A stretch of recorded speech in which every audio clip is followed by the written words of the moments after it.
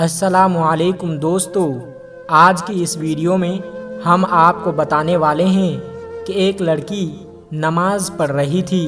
پھر جب لوگوں نے اس کو سڑک پر نماز ادا کرتے ہوئے دیکھا تو غیر مسلموں نے اس لڑکی کے ساتھ کیا حرکت کر دی، اس کی پوری تفصیل بتائیں گے اور وہ ویڈیو کلپ بھی دکھائیں گے۔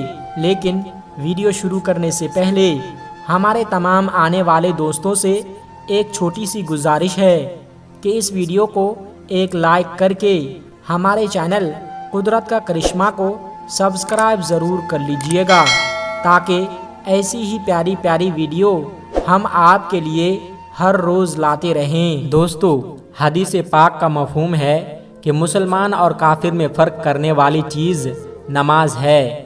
آپ کسی بھیڑ میں جہاں مسلمان بھی ہو اور غیر مسلم بھی ہوں تو کوئی تو ایسی چیز ہونی چاہیے جو ان میں فرق کرے۔ تو یاد رہے کہ نماز ہی ہے۔ جب نماز کا وقت ہوگا اس بھیڑ میں موجود مسلمان فرد نماز کے لیے چل پڑیں گے اور اپنی نماز ادا کریں گے، کیونکہ مسلمان پر 5 وقت کی نماز فرض ہے، مگر اس دور میں مسلمان نماز ادا کرنے میں کوتاہی کا مظاہرہ کر رہے ہیں۔ لیکن پھر ایسے لوگ بھی موجود ہیں جو اپنی نماز کا اہتمام بھی کرتے ہیں اور جو بھی حالت ہوں وہ اپنی نماز ادا کرتے ہیں۔ آج کی اس ویڈیو میں ہم آپ کو ایسی ہی مسلمان لڑکی کی کہانی سنانے جا رہے ہیں جس نے غیر مسلم ممالک میں جا کر سر عام لوگوں کے سامنے نماز پڑھنے کی جسارت کی۔ تو پھر اس کے ساتھ کیا ہوا، یہ دیکھ کر آپ حیرت کے سمندر میں ڈوب جائیں گے۔ ان غیر مسلموں کا کیا رد عمل تھا، یہ انتہائی حیران کن تھا۔ یہ واقعہ کہاں کا ہے اور اس مسلمان لڑکی کے ساتھ کیا معاملہ پیش آیا، اس حوالے سے پوری تفصیل دیکھنے کے لیے اس ویڈیو کو آخر تک ضرور دیکھیے گا۔ دوستو، ہم آپ کو اس لڑکی کا واقعہ بھی بتائیں گے، لیکن اس سے پہلے آپ کو نماز کے بارے میں بتاتے چلیں کہ نماز کو مومن کی معراج بتائی گئی ہے، اور حقیقت میں مسلمان کو اپنی نماز ایسی ہی بنانی چاہیے کہ جب وہ نماز میں مصروف ہو تو اس کو باقی کسی بھی چیز کے بارے میں خیال نہ آئے، اور پھر دنیا کی کوئی بھی چیز اس کو اپنی طرف متوجہ نہ کر سکے۔ جیسا کہ صحابہ کرام کی نمازیں تھیں، ہمیں بھی اپنی نماز کو ایسا ہی بنانے کی ضرورت ہے تاکہ دنیا کی کوئی بھی طاقت ہماری نماز میں خلل پیدا نہ کر سکے۔ دوستو، نماز واقعی میں ایسی عبادت ہے کہ اگر اس میں انسان کا دل لگ جائے، ایک بار جس کو نماز کی لذت محسوس ہو جائے تو پھر اس کی نماز کے علاوہ باقی دنیا کا ہوش نہیں ہوتا۔ جیسا کہ حضرت علی رضی اللہ تعالیٰ عنہ اور باقی صحابہ کا بھی قصہ مشہور ہے کہ جب آپ کے بدن میں کوئی تیر وغیرہ پھنس جاتا تو اس کو نماز کے دوران نکالنا چاہتا تھا، کیونکہ آپ حضرات کی نمازیں ایسی تھی کہ آپ کو نماز کے دوران کسی بھی قسم کی درد کی پرواہ نہ ہوتی تھی۔ دوستو، نماز حقیقت میں ایسی عبادت ہے کہ جس میں انسان کے رابطے ہر طرف سے کٹ کر ایک اللہ کے ساتھ جڑ جاتا ہے۔ جیسے ہی انسان تکبیر تحریمہ کہتا ہے تو وہ ہر کام اپنے لیے حرام کر لیتا ہے سوائے نماز کے، اور اللہ تبارک و تعالیٰ کے ساتھ ہم کلام ہو جاتے ہیں۔ جب بندہ دونوں ہاتھ کانوں تک اٹھاتا ہے، گویا کہ اپنے ہاتھوں سے اشارہ کرتا ہے کہ اس نے دنیا کے تمام خیال اور کاموں کو پیچھے پھینک دیا ہے اور اب صرف اور صرف اللہ کے ساتھ اس کا رابطہ ہے۔ یاد رہے کہ اصل نماز وہی ہے جس میں خشوع و خضوع ہو، ورنہ آج کل جو نمازیں ہم پڑھ رہے ہیں ان کا اللہ ہی حافظ ہیں، کیونکہ کھڑے تو ہم نماز میں ہوتے ہیں لیکن دھیان ہمارا کہیں اور ہوتا ہے، دل و دماغ نماز میں نہیں ہوتا، جو کہ بڑی نقصان کی بات ہے۔ ہمیں چاہیے کہ ہم جب نماز پڑھے پورے دھیان کے ساتھ اللہ کی طرف متوجہ ہو کر نماز ادا کرے۔ وہ کہتے ہیں کہ جب نماز کے لیے کھڑے ہوا کرو تو یہ خیال کرنا چاہیے کہ میں اللہ کو دیکھ رہا ہوں، اور اگر یہ دھیان نہ کر سکے تو کم سے کم تو یہ دھیان ضرور کرے کہ اللہ مجھے دیکھ رہا ہے۔ دوستو، جس کو یہ دھیان نصیب ہو جاتا ہے اس کی نماز حقیقی معنوں میں اس کی معراج بنتی ہے۔ دوستو، نماز کی اہمیت و فضیلت کے بارے میں بے شمار احادیث اور واقعات موجود ہیں، جن میں سے ایک صحابی کا واقعہ ہے جو آپ کو سناؤں گا، لیکن اس سے پہلے آپ کو کچھ ویڈیو کلپ دکھاتے ہیں جو کہ یورپین ملک کی فوٹو ہیں، جس میں دکھایا جا سکتا ہے کہ ایک مسلمان لڑکی ہے اور وہ نماز ادا کر رہی ہے اور اس کے پیچھے یہ غیر مسلم عجیب بےہودگی کا مظاہرہ کر رہا ہے، لیکن ان لوگوں نے اس بے حیائی کی تمام حدیں پار کر دی ہے، بلکہ ایک شخص نے تو مسلمان لڑکی کو دھمکانا شروع کر دیا اور اس لڑکی کو نماز توڑنے پر مجبور کر دیا۔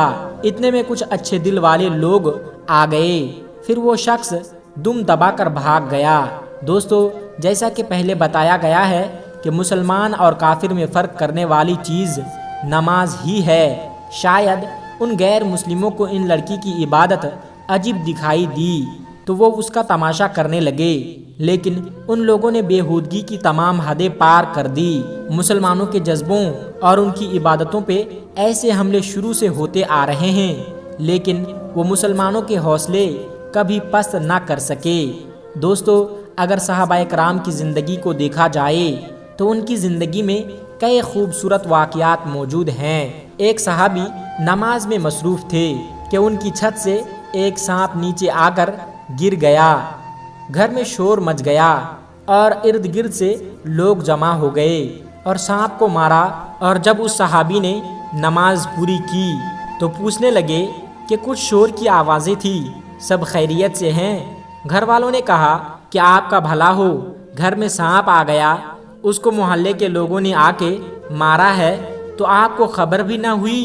تو دوستو، صحابہ کی نماز حقیقت میں ایسی ہی ہے۔ اگر پاس میں کوئی ڈھول بھی بجاتا ہے تو نماز میں خلل نہ آتا تھا۔ ہمیں بھی چاہیے کہ ہم اپنی نماز میں ایسی محنت کریں کہ کسی بھی بات کی وجہ سے ہماری نماز میں خلل نہ آئے، لیکن افسوس، ہماری نماز میں تو مکھی کے بیٹھنے سے بھی خلل پیدا ہو جاتا ہے۔ دوستو، جہاں تک بات ہے نماز کی فضیلت کی، تو ہمارے پیارے نبی حضرت محمد صلی اللہ علیہ وسلم فرماتے ہیں کہ 5 نمازیں اللہ تبارک و تعالیٰ نے فرض کی ہے۔